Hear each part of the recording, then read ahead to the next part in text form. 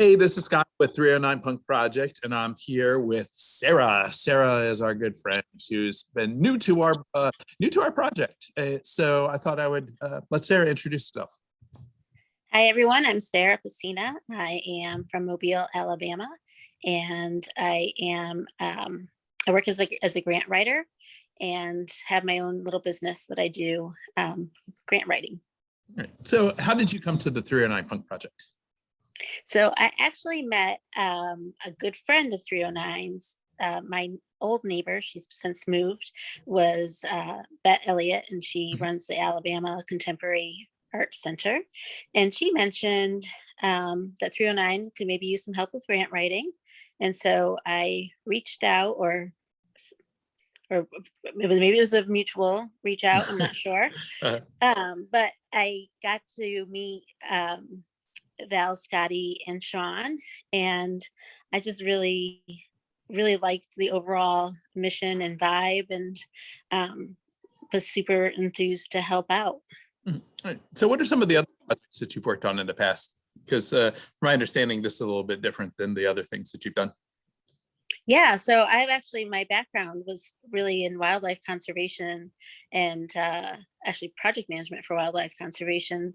And I worked for the Bronx Zoo for about 13 years when they sent me kind of all over the world, working with different communities and different animals.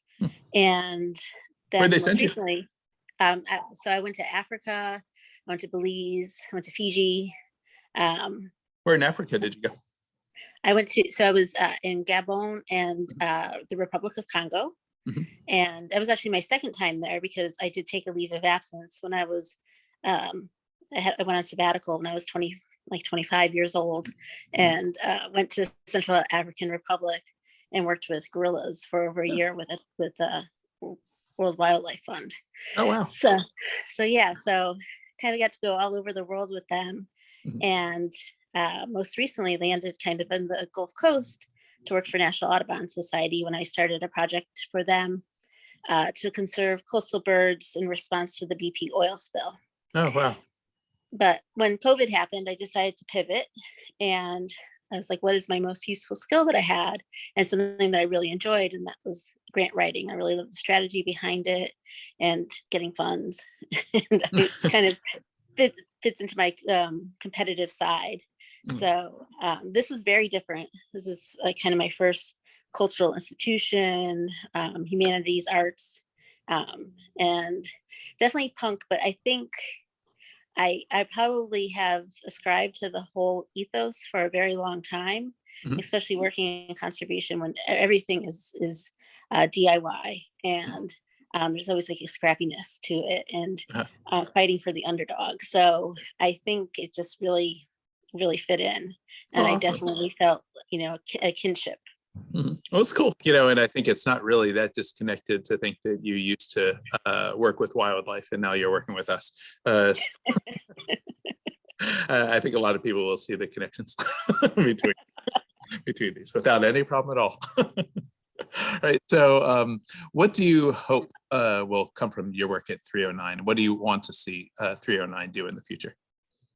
Well, I really want to see them grow. I want 309 to grow. I want them to be, I want people to give money and for actually to get some foundation support so that they can have a thriving artist in residence program. I'd really love to see more projects where folks are activating the archive and, just really kind of involving the community and having that be a robust community space. So, well, do you have anything about you or grant writing or anything that you've always wished that somebody would ask you but never has? That's a good question. I would say, no one has ever asked me what my favorite music is. Oh. And I'll surprise people by saying it's actually like light 80s rock. Like Toto? Yes, exactly. Stuff that I hear at the grocery store now. I can totally just dance in the grocery store. Well, you know, I was asking my students the other day what their favorite music was, and because there was a debate or not whether kids were listening to new music, and they said, no, we all listen to new music. So I went around and started asking people, what do you listen to? Pet Shop Boys. Okay, well, and Duran is like, okay, I'm trying to disprove this theory. So I guess you fit in still. And no matter what music you listen to, we love you. No matter what. So we really appreciate the work that you're doing with us, Sarah, and really, really grateful to have you on board with our project. Yeah, and thank you guys for welcoming me. I know I've felt really definitely welcomed and loved from you guys from the start. So So it's the love is mutual. yeah. Now we can work with our wildlife. Yeah. All right. Thanks so much, Sarah. Sure.